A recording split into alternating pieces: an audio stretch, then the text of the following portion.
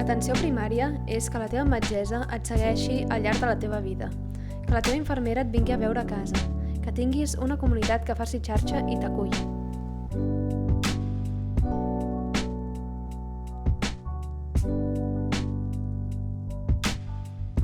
És la base del sistema sanitari. És l'estructura d'acompanyament i cures al llarg de la vida de les persones i dins les comunitats on viuen. Només reforçant aquesta, enfortirem l'atenció a les persones i millorarem la salut de la població. La pandèmia ha posat de manifest les debilitats del nostre sistema sanitari, que arrossegava les conseqüències de les retallades i les privatitzacions. S'ha multiplicat la feina i la primària ha assumit la major part del volum assistencial sense augmentar recursos i sense reconeixement mediàtic. Aquesta situació no és a cost zero, té un gran impacte en la salut i per aquesta raó estem en una crisi econòmica, ecològica i de cures que condiciona la vida de les persones.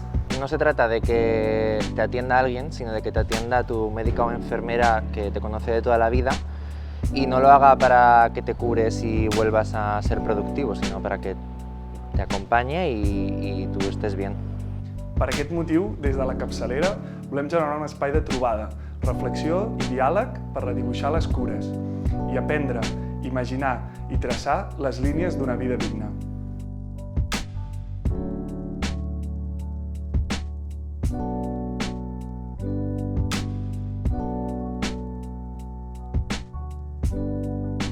La capçalera som un col·lectiu format per gent propera a l'atenció primària, tant infermeres, residents i adjunts joves. Té la visió de la salut amb una perspectiva participativa, integral i solidària. I la idea de crear un congrés neix de la necessitat d'una presencialitat on poder compartir, reflexionar i debatre en salut o sobre temes de salut i a la vegada també fer front a la crisi sanitària davant la que ens trobem ara mateix. Al final, una de les coses que també hem vist durant la pandèmia és que amb l'empitjorament de les condicions de vida, els motius de consulta, que en realitat són conseqüència d'aquestes condicions, s'han multiplicat, perquè al final la gent també es posa malalta perquè la desnonin o per treballar 14 hores al dia. El que volem és crear una alternativa, intentar transformar les vides, intentar transformar el sistema que posa el benefici al centre i no la vida per tal de crear vides que valguin més la pena ser viscudes.